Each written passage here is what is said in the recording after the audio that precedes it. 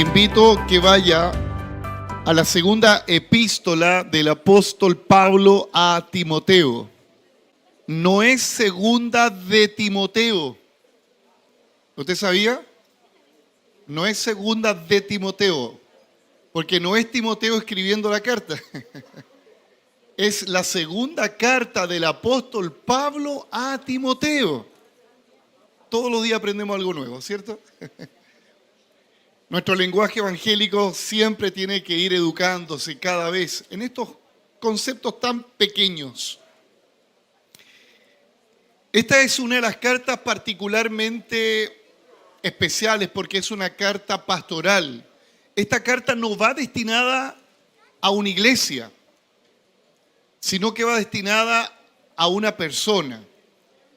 ¿Y quién fue Timoteo? Fue un discípulo muy amado por el apóstol Pablo, quien lo reclutó en su segundo viaje misionero. Era un jovencito de padre griego y de una madre hebrea. Tenía la cultura helénica. Y el apóstol Pablo, cuando lo vio, lo escogió, lo preparó y lo puso en un lugar muy difícil para ser pastor, no solo, escúchelo bien, de una localidad, de una iglesia en una comuna. No. Lo puso en una región, en Éfeso. Ahí lo puso. Y dicen los más académicos que probablemente Timoteo era una especie como de presbítero. ¿Quién es un presbítero? Un presbítero no es un extraterrestre, no. Un presbítero, un nombre extraño, hermano. Un presbítero es un supervisor de pastores que están en una región. Es como un superintendente en el término de las asambleas de Dios, o un presbítero, un obispo de pastores. Entonces Timoteo, ya a temprana edad, cerca de los 30 años, él comienza el ministerio delegado por el apóstol Pablo. En aquel tiempo, las personas de 30 años no eran consideradas como personas muy sabias. Es más, se les miraba con menoscabo a aquellos que tenían de 30 años para abajo.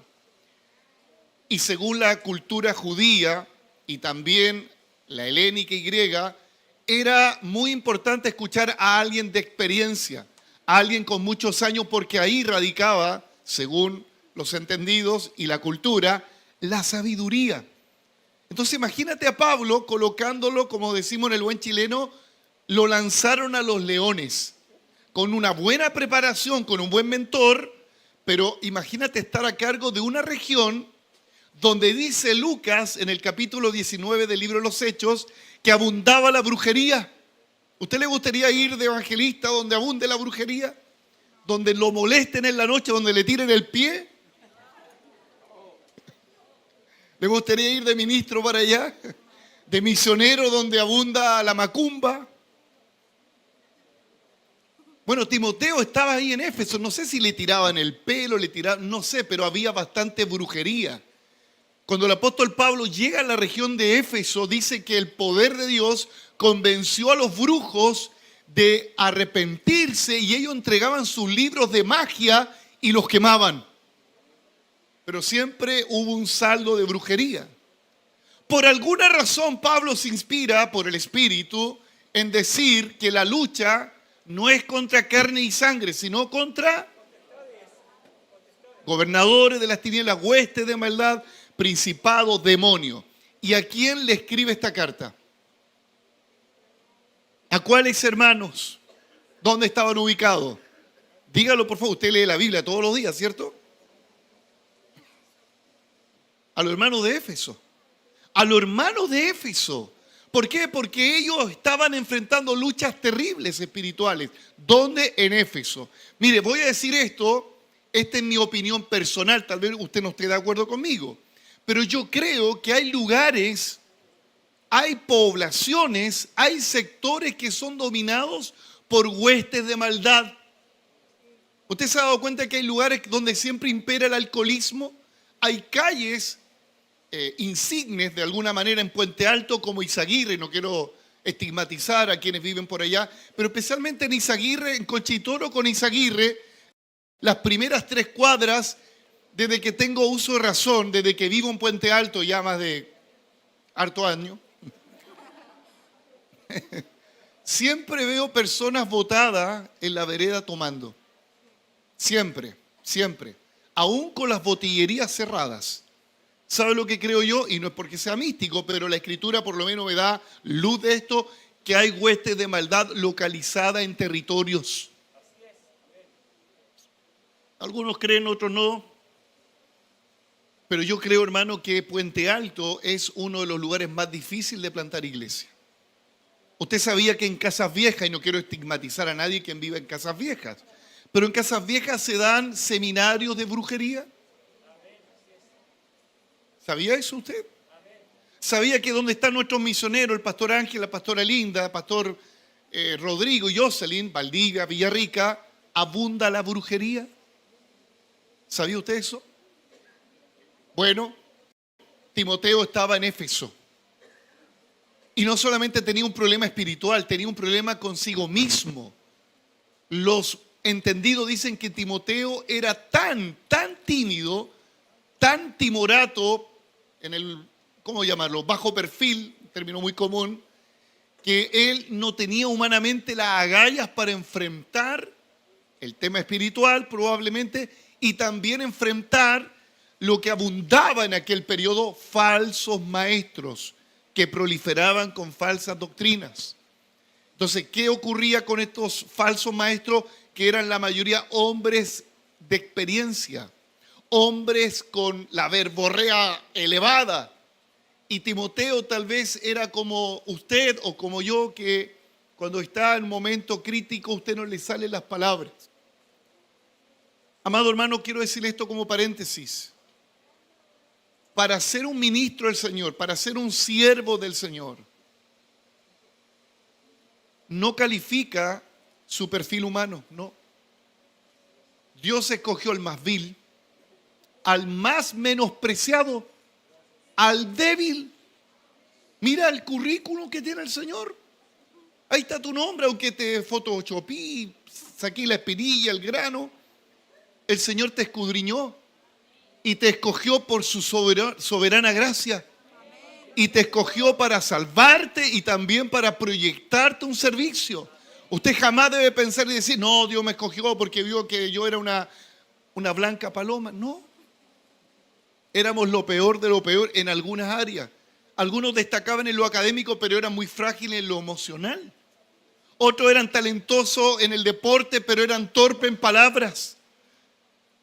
A Dios le plació escoger a Timoteo, un hombre timorato, un hombre tímido, un hombre que si un psicólogo lo hubiese visto, le hubiese dicho, este tiene una baja autoestima. A Dios le plació escogerlo. Y cuando uno observa la primera carta y la segunda carta, hay 28 mandamientos del apóstol Pablo a Timoteo. 28 mandamientos. Y esos 28 mandamientos están precisamente ligados a esto. En una sola frase, asume tu llamado. Asume tu ministerio. Asúmelo. Timoteo probablemente quería tirar la toalla, entregar las credenciales. No, yo no sirvo. ¿Y quién de ustedes ha pasado ese momento así de decir, no, pastor, ¿sabe qué? Yo voy a renunciar a esto. Yo no sirvo por una mala experiencia, porque mi temperamento no es el que tal vez se necesite. Estos 28 mandamientos del apóstol Pablo a Timoteo se resumen solo en esto. Asume tu ministerio. Y yo le digo a usted que está sentado aquí, asuma el llamado del Señor. ¿Está escuchando? Asume el llamado del Señor. ¿Y quién le está escribiendo esto? ¿Un coach motivacional? No. ¿Quién le está escribiendo esto?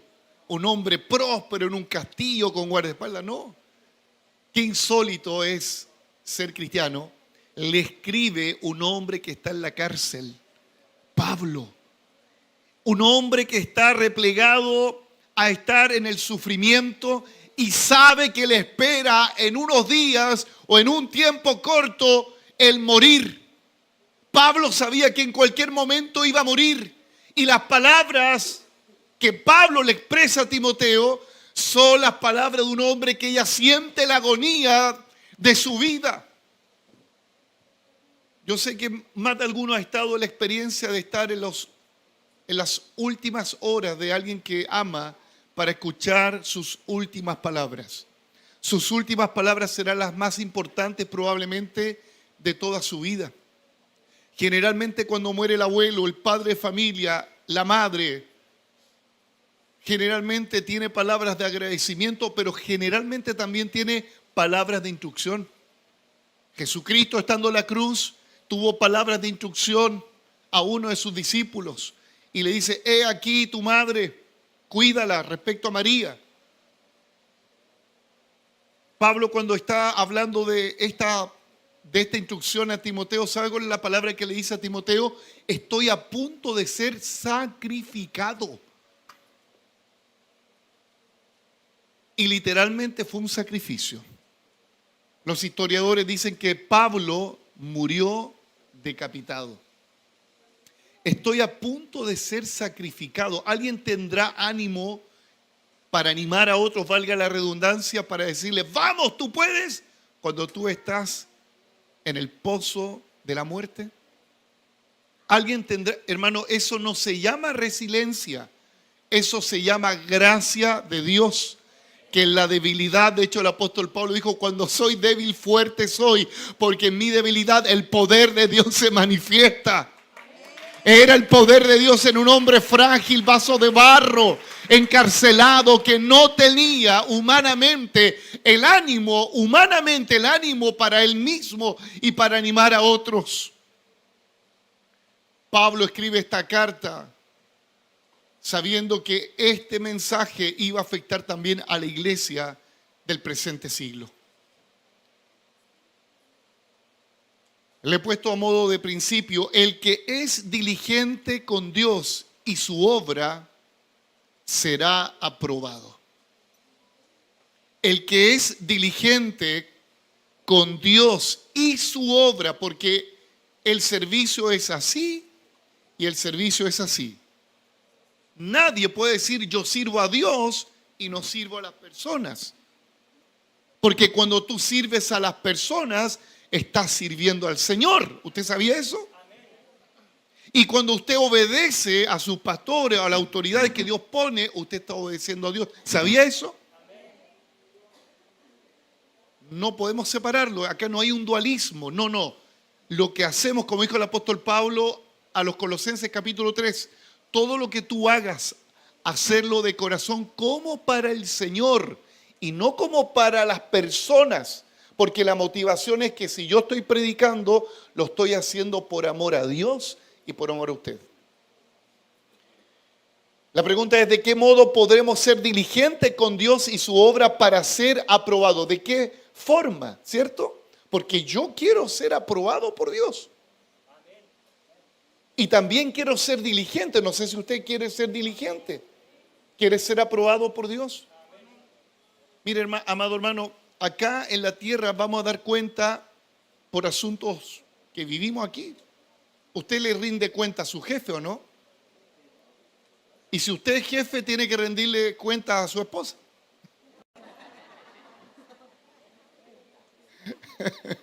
Todos rendimos cuenta, ¿o no? Los hijos rinden cuenta a sus hijos, a sus padres.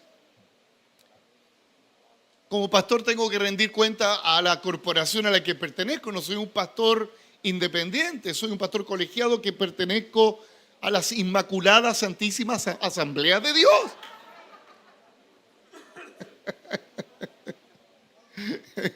Tengo que diezmar, tengo que ofrendar, tengo que ir a las reuniones de pastores, tengo que escuchar a mi presbítero. Estoy sujeto, igual que usted.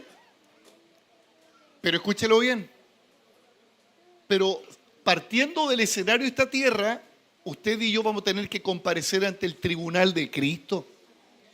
Y dice la Biblia que incluso, mira, hasta en los detalles que Dios va a ponerte ahí, en el libro, dice: hasta por una palabra maldicha, vamos a tener que dar cuenta al Señor.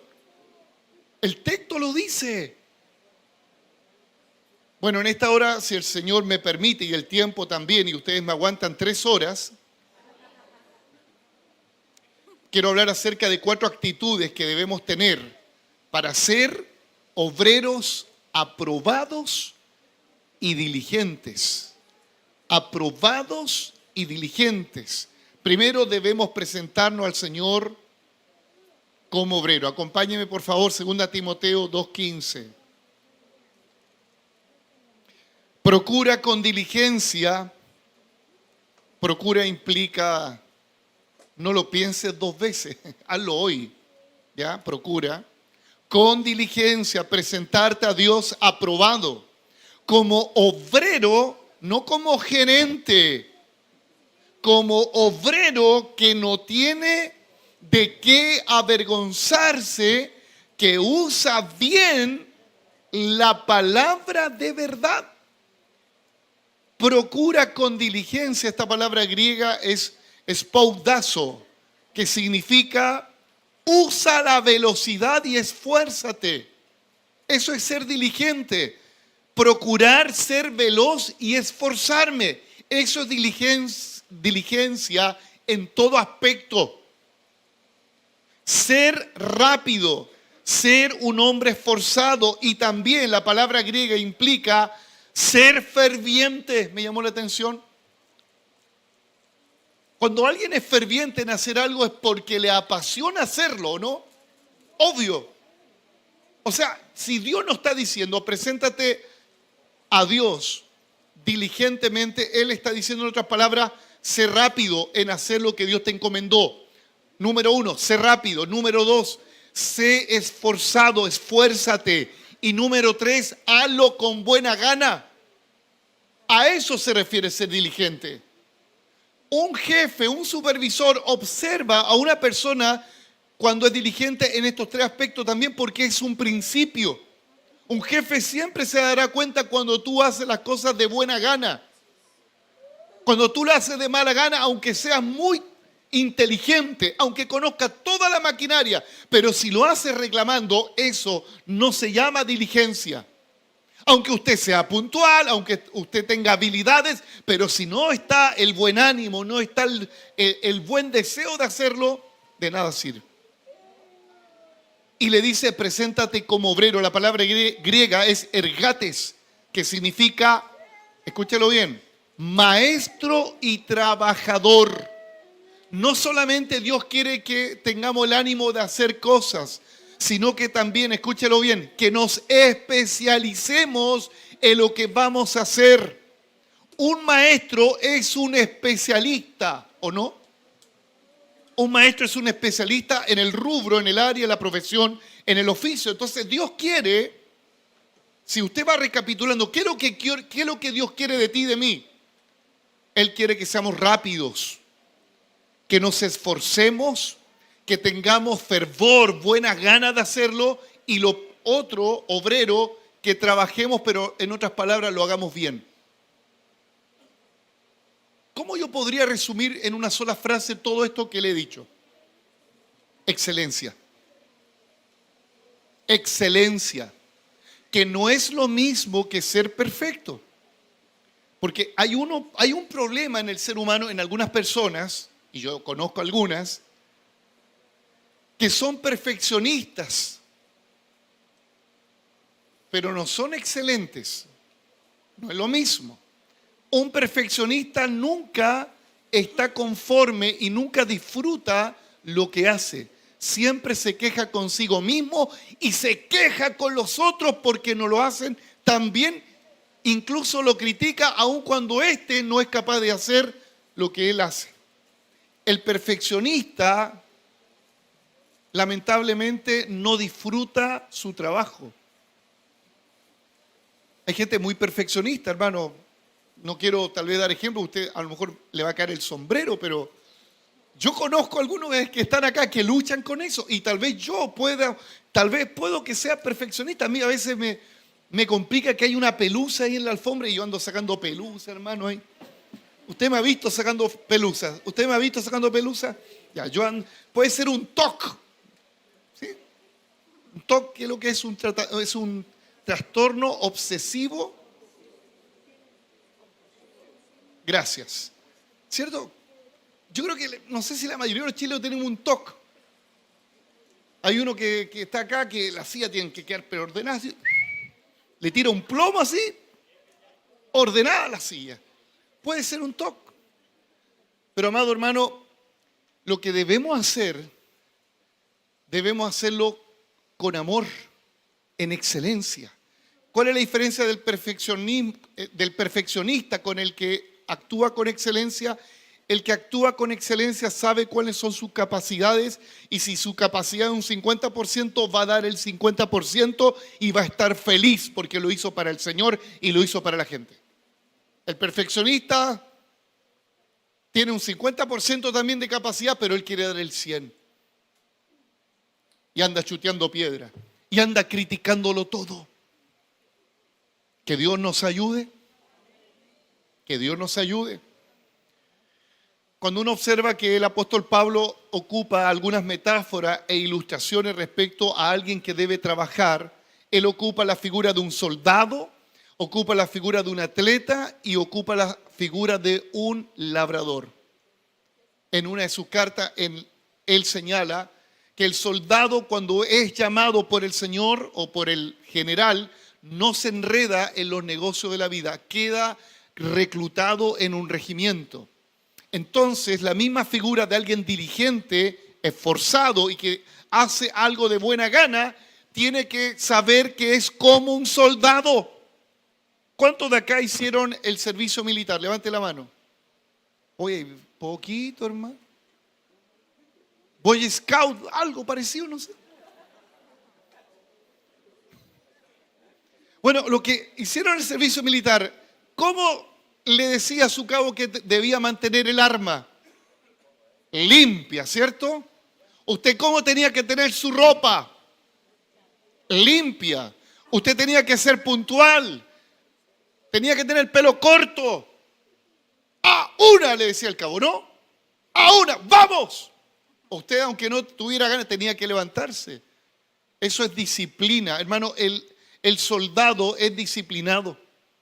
Vaya conjugando todo lo que le dije respecto al esfuerzo, a tener buena motivación, a ser esforzado, a ser un trabajador, a especializarme. Ahora aplique esto, que debemos ser disciplinados. Y nos debemos solo a un general que es el Señor. El atleta, nadie corre si no se abstiene y no se prepara como corresponde para llegar a la meta. El atleta, escúchalo bien, el soldado como el atleta siempre piensan en ganar. La mentalidad del soldado nunca es perder, es ganar.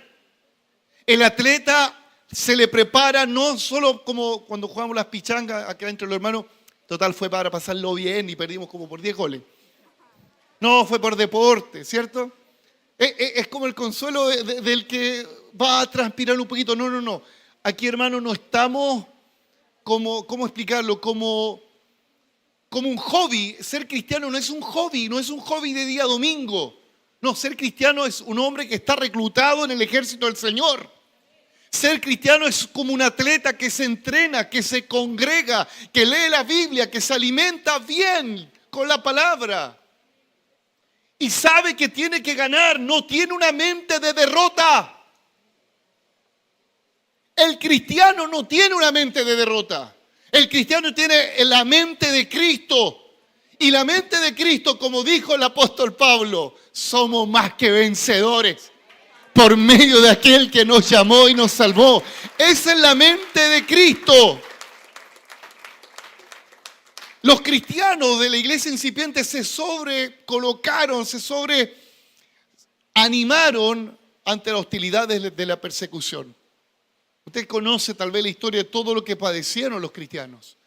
Y el apóstol Juan, cuando escribe su carta universal, en 1 Juan, lo escribe cerca del año 90, donde la mayoría de los cristianos eran asesinados. ¿Y sabe lo que dice el apóstol Juan? Levanta una bandera y dice, todo aquel que ha nacido de nuevo, todo aquel que ha nacido, que tiene la simiente de Cristo, vence. Esta es nuestra victoria, bien digo, nuestra fe que ha vencido al mundo. Esa es nuestra victoria, nuestra fe.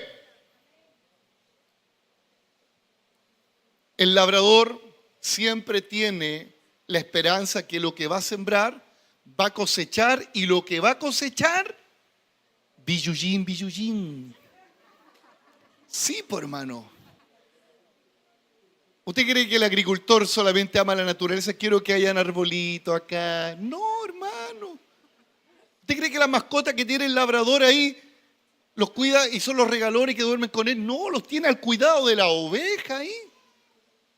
El labrador siempre trabaja con esperanza. El cristiano todo lo que hace tiene esperanza. No hace las cosas por casualidad. No se congrega por casualidad. No entrena por casualidad. El labrador sabe que todo lo que siembra, su tiempo congregándose, su dinero ofrendando, diezmando, sus capacidades, su profesión, sus talentos, ese labrador que siembra, que siembra, que siembra, sabe que en el reino de Dios eso trae una cosecha y dividendo y alegría que no se compara con lo que uno puede hacer en el mundo. Den un aplauso al Señor. Sigamos sembrando, sigamos sirviendo al Señor, sigamos congregándonos. Bueno, alguno dirá, pastor, esta palabra a mí me tiene así como Batman y Robin.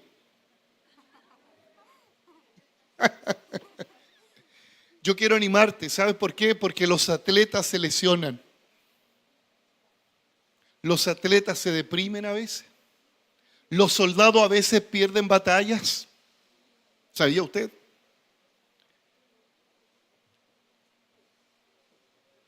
Y Timoteo estaba perdiendo la batalla. Acá no hay ningún soldado que haya ganado todas las batallas, no. Levante la mano todos los soldados que hemos perdido una batalla. Me gusta su sinceridad. Levante la mano todos los atletas que no hemos llegado a la meta en algún momento de la vida. No hemos llegado a la meta. Levante su mano, sea sincero. Levante todos aquellos que no han tenido ganas de seguir sembrando porque no han tenido los dividendos que esperaban. ¿Y cuántos han pensado en decir, ¿para qué sigo congregándome si por más que llevo años sembrando, por más que llevo años haciendo esto, nunca veo la cosecha?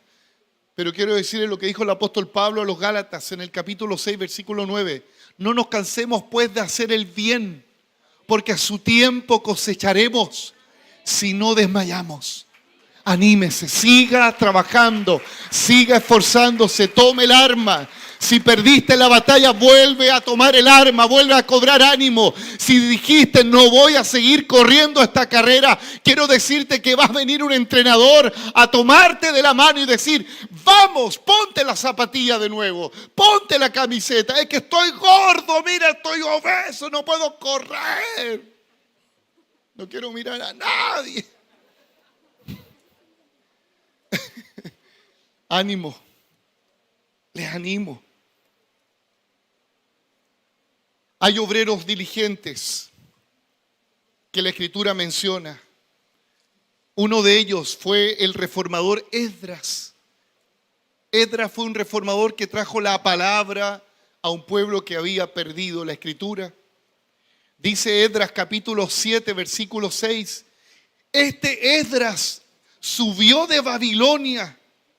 Era escriba diligente en la ley de Moisés que Jehová Dios de Israel había dado, y le concedió el rey todo lo que pidió por la mano de Jehová su Dios que estaba sobre Esdras. Mire todo lo que hay acá en este versículo, es tremendo. No sé si está ahí el texto bíblico, por favor. Esdras, no tenemos texto bíblico. Ya. Procura con diligencia, Connie. ¿Qué pasó con Esdras? Usted viene con Biblia, ¿cierto? Porque yo sé que los que se saben la palabra de memoria no leen la Biblia, pero los que nos cuesta traemos la Biblia, ¿cierto? Dice que era diligente en la ley de Moisés. Y mira qué pasa cuando alguien es diligente en la palabra. Alguien es diligente en leer la Biblia todos los días. Y no pancito de vida, no, leer la Biblia. ¿Sabe lo que pasa? Dice que el rey le concede todo lo que Esdras pide. ¿Qué es lo que pidió Esdras? Restaurar a un pueblo abatido. Escúchelo bien. Todo aquel que es diligente en la palabra, que la lee de día y de noche, que medita en esta palabra, en esta escritura, todo lo que tú le pidas al rey, Él te lo concederá. Estoy leyendo la Biblia, no es mi opinión, te lo concederá. ¿Por qué? Porque Dios le confía recursos a aquel que ama su palabra. ¿Escuchó bien? Dios le confía recursos. El que es diligente tiene auspiciosos proyectos también. Proverbio 21:5.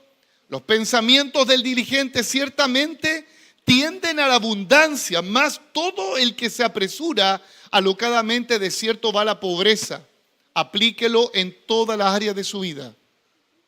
Si usted tiene un pensamiento diligente, usted va a aspirar a la abundancia. Y con esto no estoy hablando de la falsa filosofía, de la doctrina de la prosperidad. Estoy hablando de algo que es tan lógico y obvio. El que se esfuerza trabajando va a tener dividendo, ¿no? Obvio, ¿cierto? No estoy diciendo algo raro.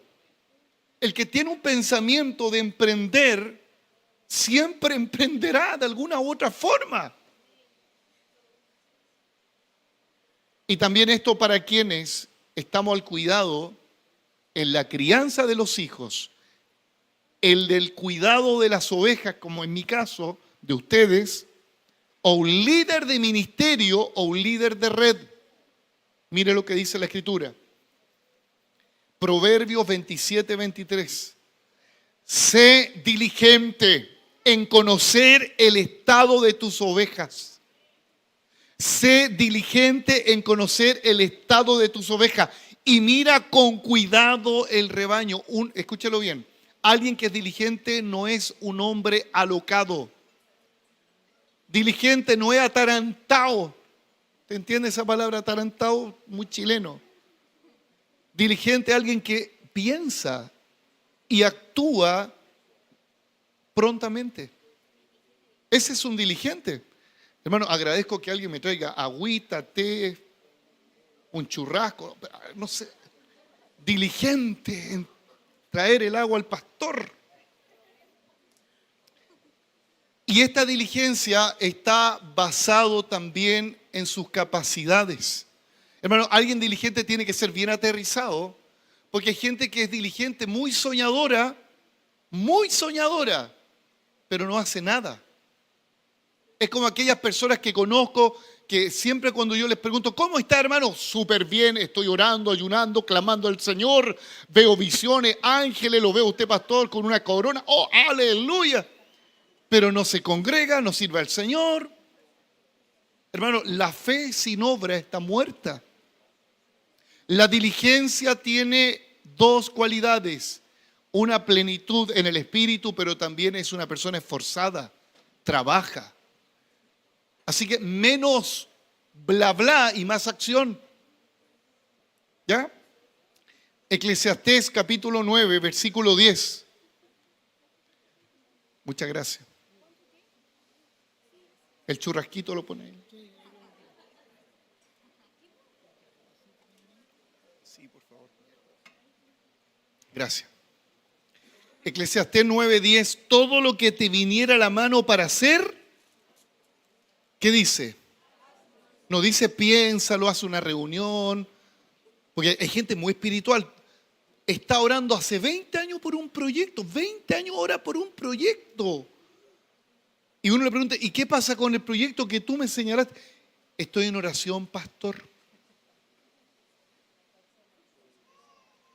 Como dice mi esposa, el evangelio es tan práctico. Vuelvo a leer, todo lo que te viniere a la mano para hacer, hazlo según sean tus fuerzas. Hazlo. No me diga muchas cosas, hágalo. ¿Estamos de acuerdo?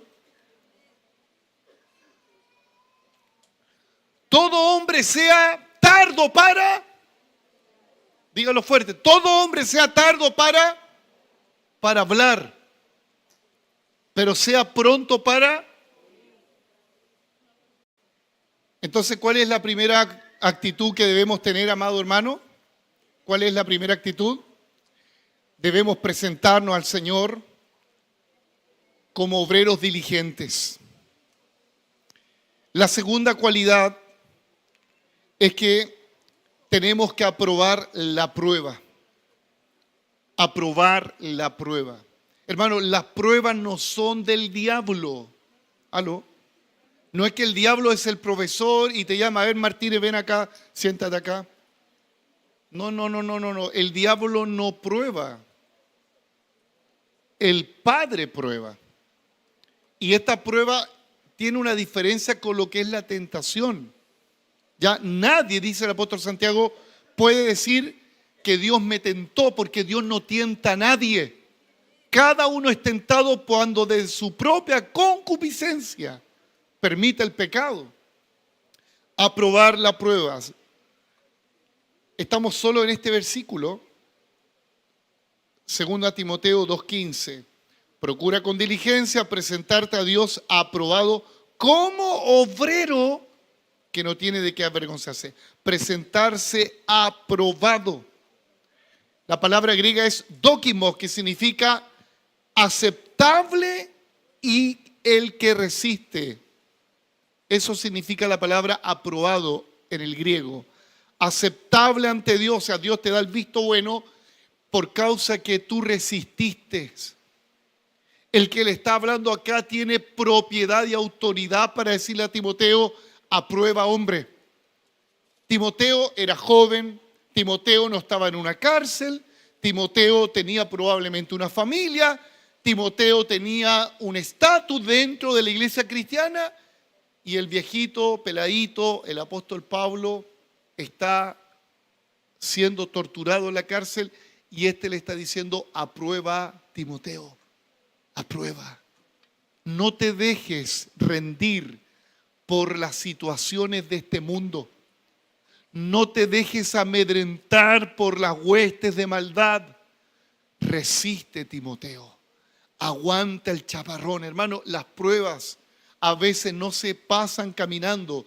A veces se espera que pase el viento contrario hasta que declina el viento y después vas avanzando.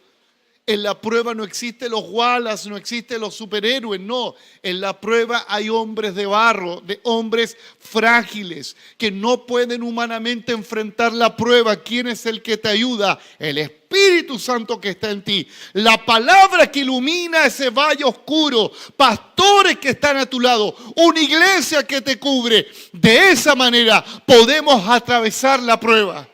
Solo jamás. Lo peor que usted puede hacer en medio de la prueba, dejar de congregarse, dejar de tener dirección, comunión con el Señor, con sus pastores. Lo peor que puede hacer un cristiano cuando está en la prueba es dejar la obra, dejar la iglesia, dejar al Señor. El apóstol Pablo le trae a la memoria a este frágil Timoteo. 2 Timoteo 1:5 dice Pablo de esta manera. Traigo a la memoria la fe no fingida que hay en ti, la cual habitó primero en tu abuela Loida y en tu madre Eunice, y estoy seguro que en ti también. Pablo es objetivo. Pablo mira que Timoteo tiene cualidades buenas. ¿Sabe qué es lo que le quedaba a Timoteo? Una fe no fingida. Hermanos, mira, podrá ser torpe, podrá ser impuntual. Ahora, con esto no estoy diciendo que lo siga haciendo, no. Tal vez te cuesta hablarle a otros de Cristo. Tal vez eres iracundo, te arrebatáis por todo, te enojáis por todo, como decía el corito. Te enojáis por todo. Sí, probablemente, pero hermano, por lo menos que haya algo en ti que Pablo observó, una fe no fingida. Hermano, si se nos va la fe, estamos completamente derrotados.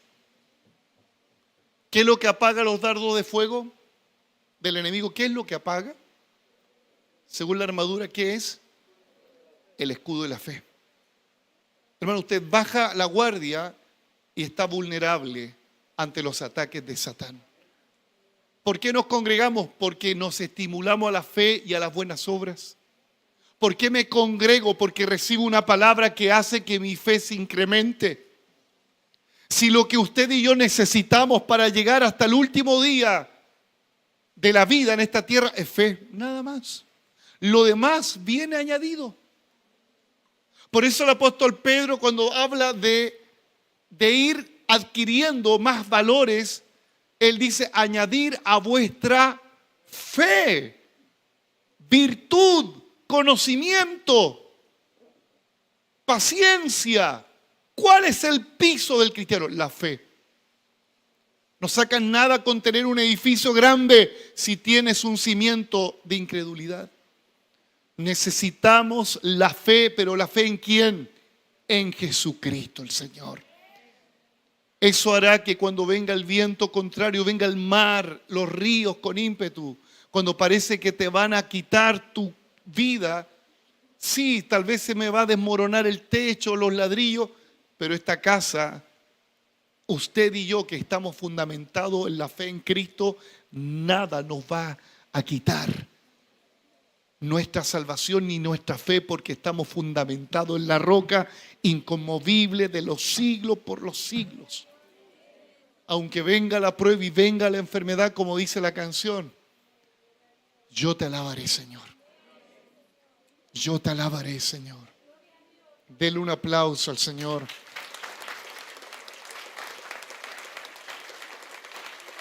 Aleluya.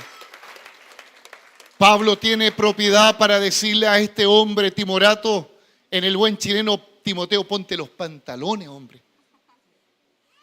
Ponte los pantalones. Asume tu llamado. Ya pues, no eres tan machito. Bueno, hazlo con el Señor. Y así le hablo a algunos de los que están acá. Sirva al Señor con todo.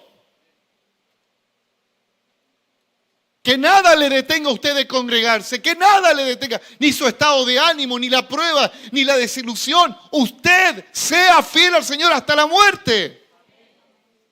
Pablo lo dijo en 2 Timoteo 2:10. Por tanto, todo lo soporto. Todo es todo. Todo lo soporto por amor de los escogidos, para que ellos también obtengan la salvación que es en Cristo Jesús con gloria eterna. Todo lo soporto. Hay cristianos que no soportan ni una mala mirada.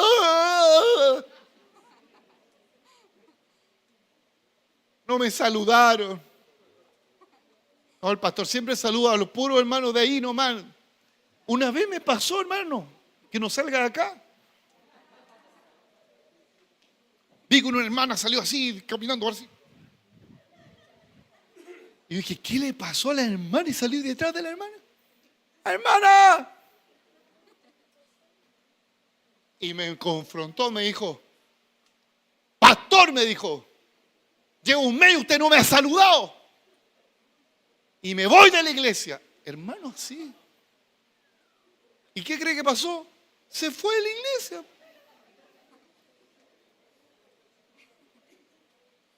¿Sabe cuál es la única razón de dejar una iglesia? Cuando hay una falsa doctrina, usted tiene que arrancar inmediatamente. Los que me escuchan en la radio, estamos en radio, ¿cierto? Los que están viéndome en redes sociales, si usted está en una congregación donde hay una falsa doctrina, usted tiene que arrancar, no tiene que, Señor, ¿me podrías mostrar? ¿Qué quieres que te muestre, hombre? Sal corriendo de ahí. Si los pastores estuviéramos en inmoralidad, usted tiene que arrancar. Y en todo aspecto inmoralidad. Y cuando Cristo ya no es el centro, usted tiene que arrancar de ahí, volar de ahí. Esas son las 3 razones para que usted se vaya de una iglesia. No es que tuve un problema con un hermano y no lo soportó. ¿Y sabe lo que hace? Se va. Entonces, ¿sabe lo que yo creo? Le puso harta azúcar, hermano, para decirlo, ¿no?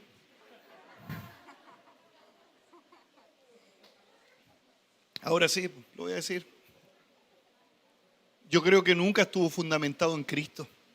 Yo creo que esa persona lo único que quería es mostrar sus habilidades y sentirse bien porque era el momento de demostrar lo que sabía hacer. Y por la inmadurez Yo me acuerdo que a los 5 años me fui de la casa, a los 5 años. Me enojé con mi mamá, mi abuela vivía una cuadra más allá, y tomé a mi pollito, tenía un pollito mascota, en una caja, y me enojé porque era la única pertenencia que tenía. Mi pollito, el turbo, así se llama el pollito. Espero que los hermanos no digan, pastor, tú buena la palabra, el pollito, porque los hermanos se acuerdan de la anécdota. Suele ocurrir, los hermanos, oye, no sé por qué los hermanos se acuerdan del pollito y no de la palabra. Y salgo con mi pollito ahí, mi abajo se va a acordar, con la caja arrastrándolo, y mi abuela mirando del departamento. ¿Qué te pasó? Me fui de la casa. Porque mi mamá me retó. Y llegué con el pollito al departamento de mi abuela. ¿Cuánta gente anda arrastrando pollitos de iglesia en iglesia? Quédese, hermano, en el lugar donde Dios lo plantó. Soporta a los hermanos que tienen debilidad. Hermano, acá hay hermanos que son del centro de rehabilitación. Soporte que están en un periodo. Porque algunos son muy santurrones. Oh, me quedé con olor a cigarro. Ay, y el olor a pecado que a veces anda trayendo.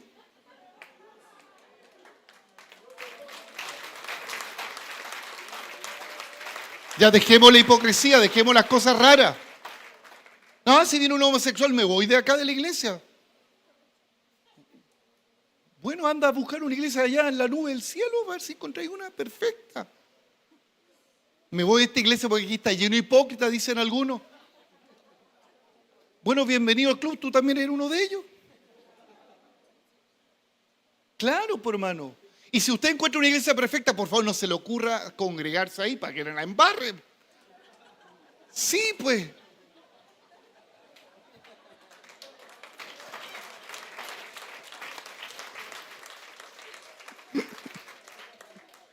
Todo lo soporto por amor a los escogidos. Soporte, hermano, que hay hermanos que tienen un carácter que de verdad cuesta entenderlos. ¿Usted sabía que la iglesia del Señor es como un hospital? ¿Cuántos trabajan en el área de la salud? Tienen que soportar los quejidos de la gente. Tienen que soportar los olores de quienes no controlan su esfínter. Y si usted es un enfermero por la gracia de Dios en esta casa, usted debe soportar las flaquezas. Pablo dice a los romanos que tenemos que recibir al débil en la fe, no para contender. Una iglesia madura soporta incluso a los hermanos que están en el proceso de rehabilitación. Con esto no estoy diciendo que soportemos el pecado. ¿Aló? Yo soporto a aquel que está en un pecado. A la persona la soporto, pero su pecado no. ¿Estamos de acuerdo? Porque esa inclusividad que la iglesia debe tener, por supuesto que la iglesia es inclusiva. Puede llegar cualquier persona a la iglesia, pero la iglesia, el Señor, no es inclusivo con el pecado.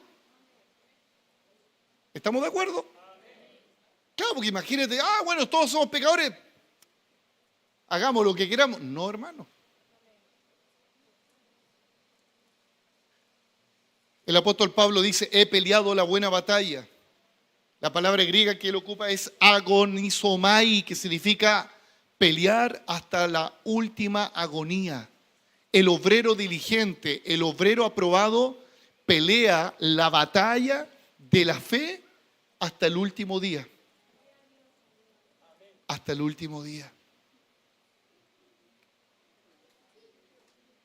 Para resistir y tener plena fe en el Señor y ser un buen obrero aprobado, ¿cuál es el consejo que el apóstol Pablo le habla de estos 28 consejos? Uno de ellos es como la regla de oro. Segunda Timoteo capítulo 1, versículo 6, por lo cual te aconsejo, o sea, resumo todo esto, Pablo, que te di, Timoteo, todo lo que te he dicho en una frase. Aparte de que asumas tu ministerio, tu llamado, por lo cual te aconsejo que avives el fuego del don de Dios que está en ti por la imposición de mis manos. Avívalo. Avívalo. ¿Qué es lo que hace un entrenador? Motiva a su jugador. Vamos, tú podís. Le habla respecto a sus cualidades. Pero ¿qué hace el Espíritu Santo? No le habla de acuerdo a la humanidad de él, no. Le habla de acuerdo a lo que Dios es en él. Como Juan le dice a los hermanos que están esparcidos: hijitos, vosotros sois de Dios y le habéis vencido, porque el que está en vosotros es mayor que el que está en el mundo. Y yo le digo a usted, usted ha vencido. Denle un aplauso, usted ha vencido. No porque usted es el gran evangélico, no. Usted ha vencido porque el que está en usted es mayor que el que está en el mundo. Y cuando pases por las aguas, como dice Isaías 43:2, y pases por los ríos impetuosos, no te anegarán. Y cuando pases por el fuego, no te quemarás, ni la llama arderá en ti. Pasa, hermano, el valle de sombra y de muerte. El texto dice que Jehová, el Salmo 23, Él estará contigo. Cuando dice, cuando andes en valle de sombra y de muerte, no dice cuando te estanques en el valle de sombra y de muerte. ¿Cómo vas a experimentar que Dios está contigo? Cuando tú avanzas contra corriente. Sabes que el que te sostiene es el Señor. Sabes que el que te levanta es el Señor. Ahí vas a saber que Él está contigo. Pero alguien detenido, que está taimado, que no quiere hacer nada, es difícil que vea a Dios operar. Dios respalda a los esforzados y diligentes. Lo vuelvo a decir. Dios respalda un obrero esforzado y valiente. Dios lo respalda. El Señor le dijo a Josué: mira que te mando, que te esfuerces y que seas valiente. Pon de tu parte, hombre, y yo me encargaré de derrotar al amorreo, de derrotar a los que están en la tierra de Canaán. Yo los voy a derribar. Yo voy a derribar el muro de Jericó. Yo me encargaré de lo que tú no puedes hacer, Timoteo. Perdón, Josué. Pero tú, Josué, pon de tu parte, esfuérzate y sé valiente. Dios no respalda la flojera. Dios no respalda el poco ánimo que uno hace las cosas. No, Dios respalda a aquel que es esforzado, valiente, diligente. Dios lo respaldará, señores. Dios respaldará a una iglesia que se esfuerza. Dios respaldará a un cristiano que se esfuerza. La gracia de Dios nos sostiene, pero usted tiene que esforzarse en la gracia que dijo Pablo, le dijo a Timoteo: esfuérzate en la gracia que es en Cristo Jesús. Esfuérzate en la gracia. ¿Sabe cómo murió Timoteo?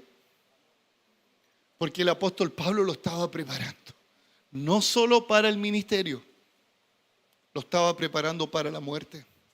Dicen los historiadores que Timoteo murió siendo arrastrado por caballos. ¿Cómo murieron los hombres de Dios en la iglesia incipiente? La mayoría torturados. La mayoría. Y acá en esta tierra nos preocupamos y nos ahogamos en un vaso de agua. No, es que me faltan las lucas. No, es que tengo una enfermedad crónica. No, es que, discúlpeme la expresión, pelo de la cola. Hermana Vilma, mire, pelo de la cola significa algo que no tiene valor. Es insignificante. Digo, hermana Vilma, porque ella es venezolana, ella le traduce a ustedes. Ya. Pelo de la cola, hermano. Aleluya. La segunda actitud es vivir en santidad. Hermano, el Señor nos ha ido hablando hace 2 semanas respecto a este tema. Más, hermano Luis predicó respecto a la santidad. Y quiero decir un eslogan que me gustó mucho. La santidad no es un problema. La santidad es un deleite.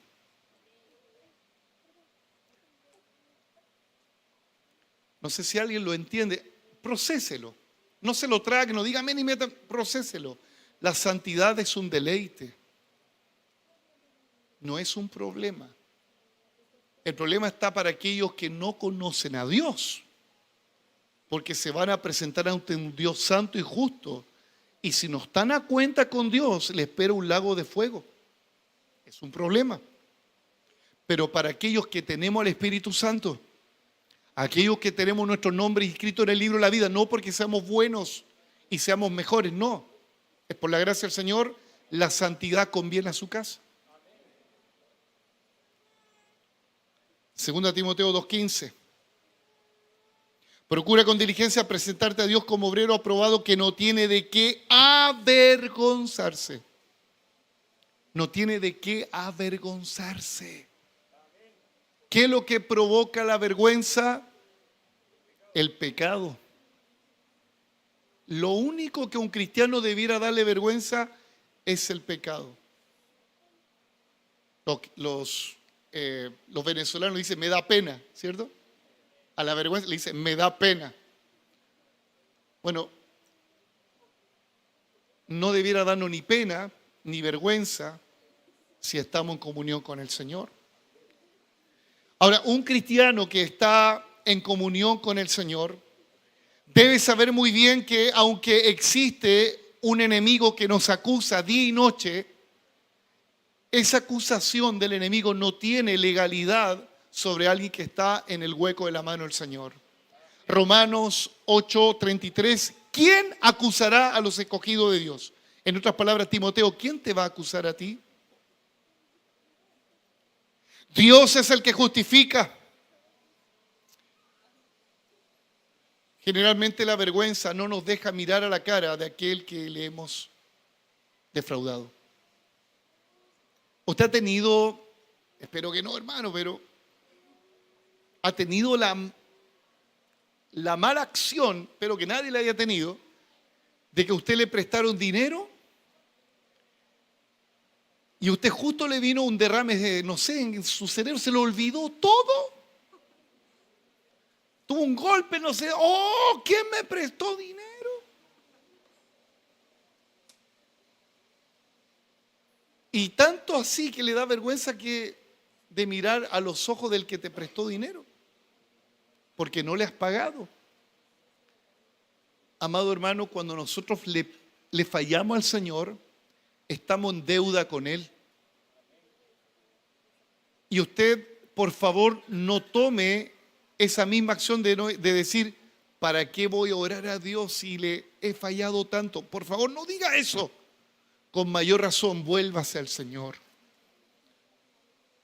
Es preferible, hermano, estar delante de Dios con la cara roja, diciendo, Señor, ten misericordia, he pecado, que estar todo hirviendo en un lugar de tormento. Ay, Dios mío. Cuando hablamos de santidad, no hablamos de medias tintas. No hablamos que un poquito tibio, no. O somos de Dios o no somos de Dios. O andamos en la carne o andamos en el Espíritu. O sigo a Cristo o no sigo a Cristo. No, aquí nos sirve la justificación. Aquí lo que debe existir, la honestidad ante el Padre. Y un obrero diligente, esforzado, un trabajador, va a ser sincero con su jefe. La cuarta actitud es un hombre que practica la palabra de Dios. O sea, muéstrame a alguien diligente. Muéstrame a alguien que es trabajador, obrero. ¿Sabe cuál será el fruto? Usará bien la palabra de verdad. Y usarla no es solamente ser un buen expositor de la Escritura. No. No es solo eso. Es vivir, practicar la palabra. Versículo 15. Estamos solo en un versículo sacándole el jugo. No tiene de qué avergonzarse. Usa bien la palabra de verdad. La palabra griega es traza bien. En los textos antiguos dice traza bien. ¿Quién es el que traza bien un plano? Volvemos a la misma palabra original del obrero. ¿Quién es un obrero en el griego? Un maestro, un trabajador, un maestro, en este caso un arquitecto que hace los planos para después construir. O sea, un cristiano diligente y un cristiano esforzado y aprobado piensa antes de hacer las cosas. Traza sus proyectos de vida. Planifica, organiza, evalúa lo que hace. Nosotros los latinoamericanos generalmente somos tan viscerales que se nos pone algo en la mente y empezamos a hacer las cosas y nos damos cuenta que en el camino se nos cayó la mercadería, en el camino pasó esto y esto otro. Hermano amado, seamos diligentes, seamos esforzados, pero seamos inteligentes también.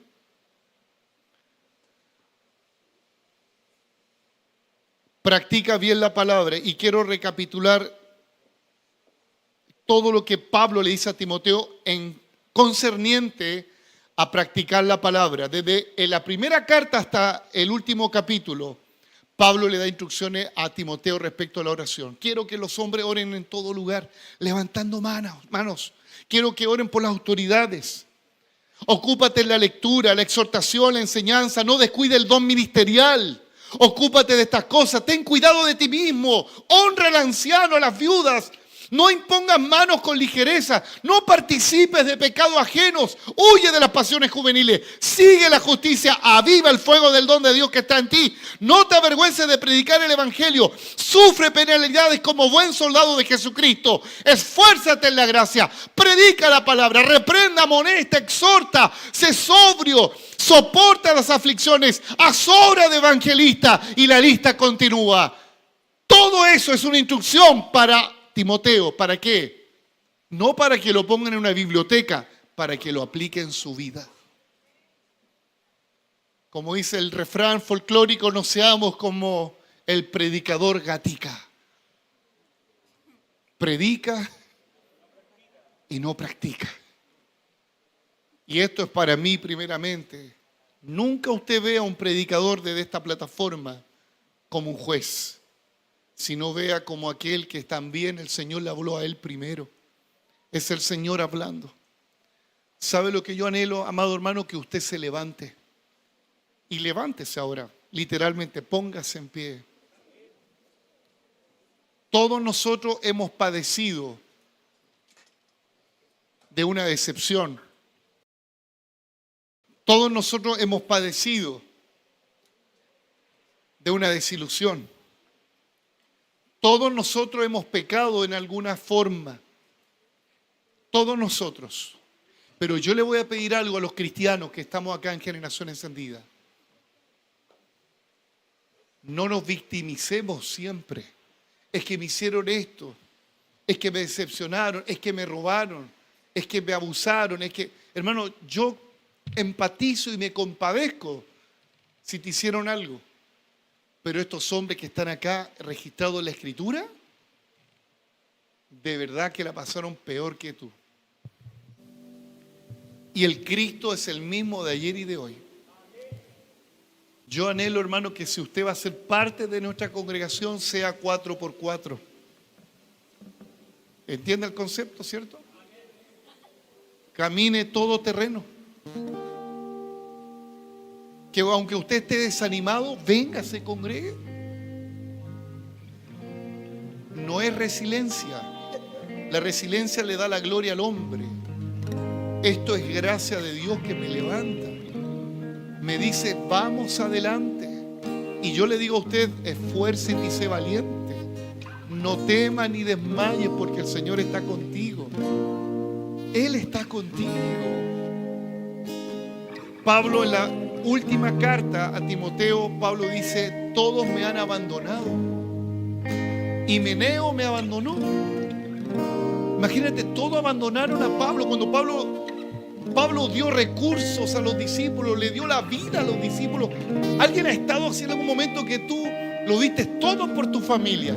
Lo diste todo en una congregación a lo mejor y algo te pasó. Bueno, Pablo sabía muy bien que todo lo que él hacía lo hacía como para el Señor. Cierre sus ojitos ahí donde está. Aquí no hay ningún súper evangélico ni cristiano. Aquí habemos hombres frágiles, mujeres débiles emocionalmente. Señor, perdónanos por ser muchas veces flojos. Sí, Señor, esa es la palabra. Por ser flojos.